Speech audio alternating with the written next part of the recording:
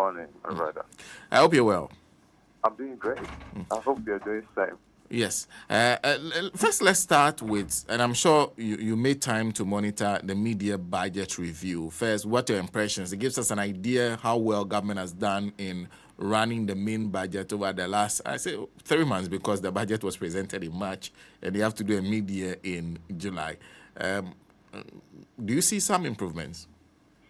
Exactly. I think anybody looking at the budget will celebrate it in the sense that this government inherited a very decimated economy. We all know all the numbers and things that were not going on right with the economy. You had energy sector alone indebted and had a shortfall of about 1.5 billion. That's a lot of money. That's almost half of what IMF is giving Ghana throughout the program. You look at the cuckoo sector, we had a huge debt that was hanging on our neck, about 32 billion.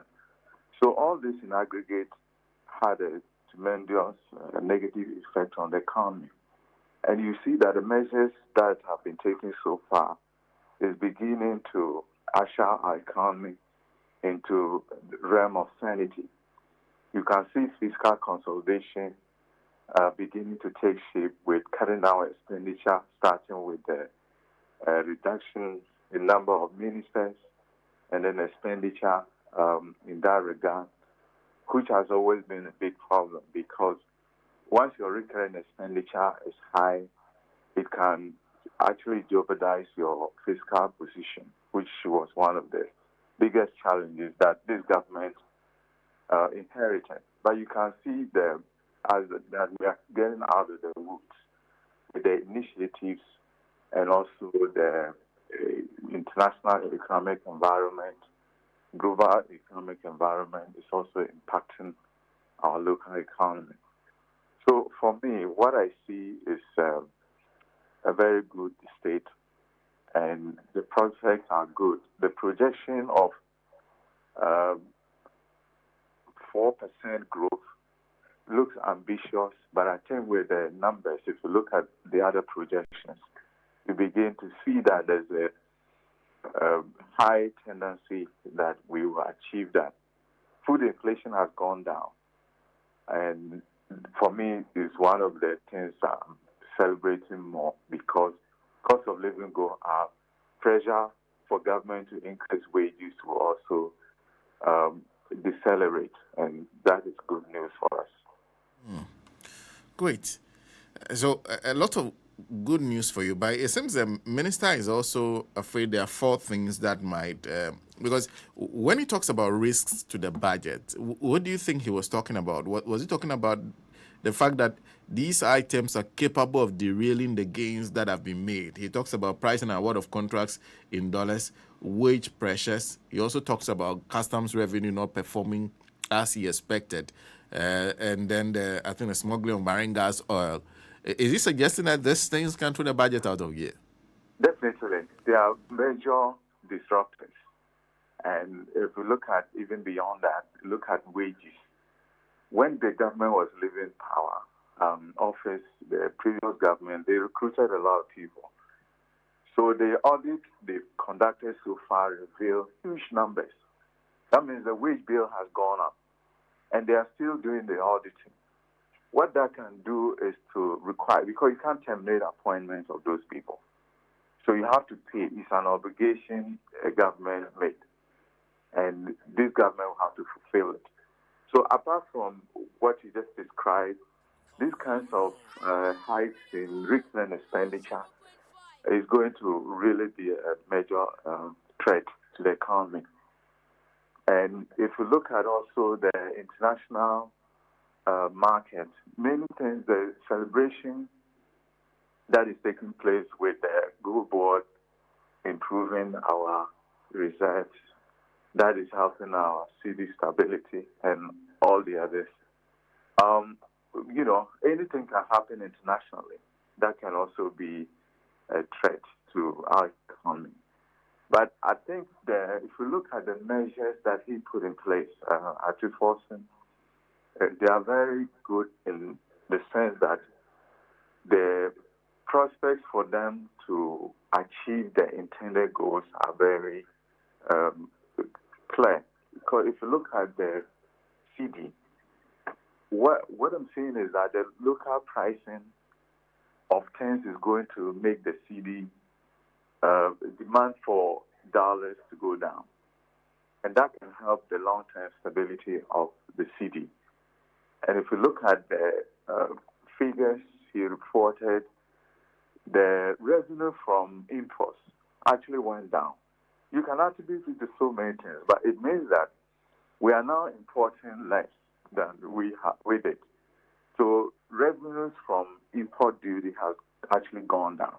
And for me, these are fundamental issues we've had over the years. If you don't deal with the structure of the economy, there are so many things that you can't really handle because we continue to import as if there's no tomorrow. We've been importing a lot, and the agriculture sector picking up means that we will cut down imports.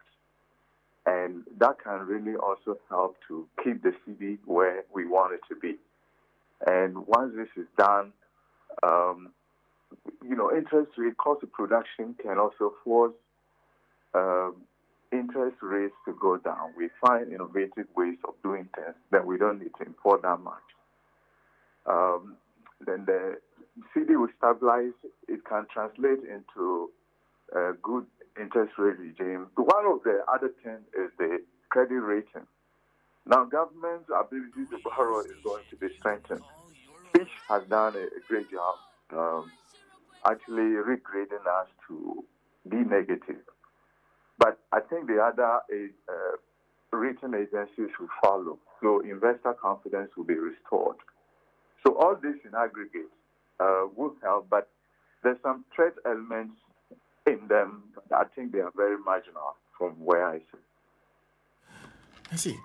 Then there's because talking about government's ability to borrow, government also, the finance minister also announced that they are planning to go back to the domestic bond markets, and they are doing a tender with select new book runners among others. Is it the best time to do that? Yes, it is. Because you see, much as we are afraid of debt, debt is not always negative as we see it. So if we are able to borrow, we can invest in productive sectors. Right now that the CD has appreciated, it is the time for us to make some significant investments. So I think going back there, this time we must have a more prudent approach to it so that we don't go in reckless borrowing that can really create problems. With the IMF borrowing ceiling, I think it's about 250 million. It's very small. And if government rely on it, all the ambitious projects that they want to get executed, it's going to be very difficult to fund them. So I think because of the ambitious plan President Mahama had, when it comes to borrowing, it's always very important for us to have a way to borrow. And investor confidence is also contingent on our ability to borrow. So I just think the reforms also that the finance minister proposed will help. So we have more effective debt management and sustainability. I'm also asking because, like you said, there's a tendency to be afraid whenever bond market is mentioned because of the damage that the past governments over dependence on that deed to Ghana. How do you think they should handle it to ensure they don't take us back to where we were? Well, there must be a plan to get us out of that structure. We should be able to have develop other sources of funding so that we don't rely too much on that. I think the one thing we need to pursue vigorously is the fiscal consolidation. If we don't have high expenditure, it can do us a lot of good. so that if you borrow and the borrowing is going to rather help to increase your revenue, it's good. For example, you take loans and then you build railway system. When you build railway, it's going to reduce food inflation. For example, food in the north is cheaper than here. So if you have reliable transport trains, we can have food here and the prices will go down. And also it's going to help us with, managing our demand for, energy because you have to buy fuel to fuel cars and that can really translate into transport costs, which is a critical factor of production. So I think if we are able to mobilize resources to invest in certain areas, it can help to change the dynamics.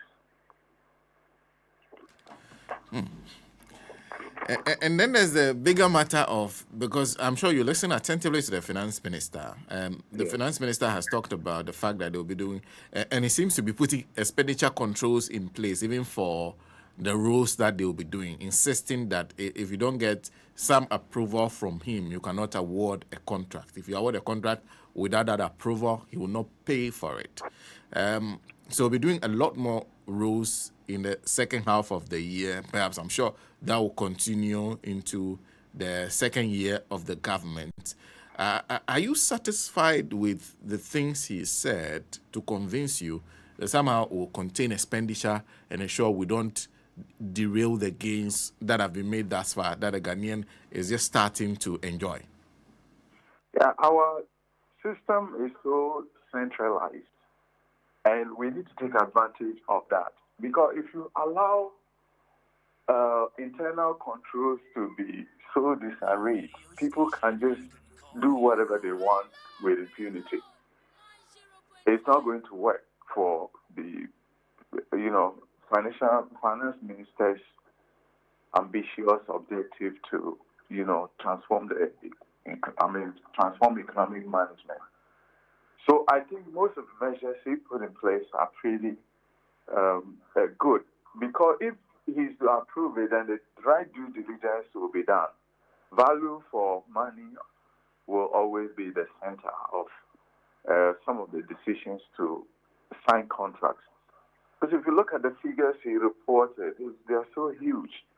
And I think if we were to do that, we wouldn't have come to that level of commitment. So the measures, the approval process is very good. You can see the audit they've conducted so far reveal a lot of things that could have been avoided. You have a huge number of goods on our payroll. You see, because the internal controls were not very effective. So we need a more robust internal control process.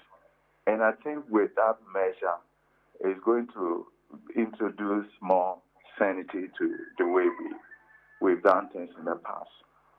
So I think while all these are in place, we must explore other ways of ensuring that we get value for money and also prevent situations where people commit government into certain expenditures and then we can really honor them, or they will always have the tendency to affect the general outlook of the economy because someone makes decision and is not in line with the overall economic management objective. And let me conclude with one thing, because you are with the Lakeside University. Immediately you hear Lakeside and all the other big estates, you are reminded of the dollar matter. Because it is the rich people who do this receipting and charging in dollars, among others. How do you think they will fare in the attempt to enforce that, ensure that people are not charging dollars in Ghana and are not forced to pay dollars for services? I've ever advocated that we need price control board, which for me defies basic economic logic, especially when you put so much trust in free market. Because of that, people abuse the price mechanism. If you charge rent in dollars, but you buy cement in cedis, so there's a huge asymmetry. Because if you don't have a uniform system of pricing, you always run into those problems. So you look at an average Ghanaian, they go through hell because those renting out, the real estate companies or landlords can price their, housing anywhere. Nobody is regulating it effectively. If you look at big cities like New York, they have a very robust rent control. So normally what we used to do is, if you have an apartment and you are leaving, you never leave because you give it to someone else. Because the rent has been controlled over the years, the landlord cannot increase it. So some of this we need to really put in place to regulate the pricing. At the end of the day, we can't have this kind of predatory behavior. So when you look at the economy, everybody is pinning their reason for doing one thing or the other, especially when it comes to pricing to the dollar.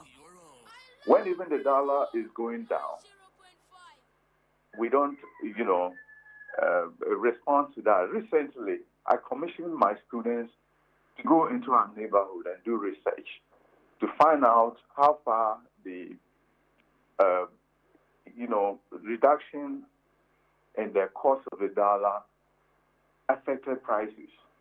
And you could see that it didn't affect prices that much, especially food and other things. And rent the same. And because our renting system is such that it's a year or more commitment. When you sign a lease, it always has to extend beyond 6 months. And that is where the problem comes in. Even if you want to regulate, it's very complicated. Unlike in the U.S., every month you pay your rent. So I think it's a big structural problem, and we need to deal with them in order to bring costs down. If we don't bring costs down, it's going to always make standard of living very high. And at the end of the day, the economy will not help the ordinary people of this country. Doc, always a pleasure talking to you, and thank you very much. You're welcome. Dr. Justice Salifu is lecturer at Lakeside University, organization management expert, joining us on the line. We need to take a quick break. When we come back, we'll turn to Boku. Should we be worried about recent developments and the impact it might have on the mediation that is being led by the Asante Otumfuo Osei-Tutu? Nhwehwɛmu adana de sɛ onipa bi ɔtaayɛ ne nipa duamu nhwehwɛmu no onyini kyɛ na yɛade adwane no na sɛ mbisa ne sɛ yɛbɛsi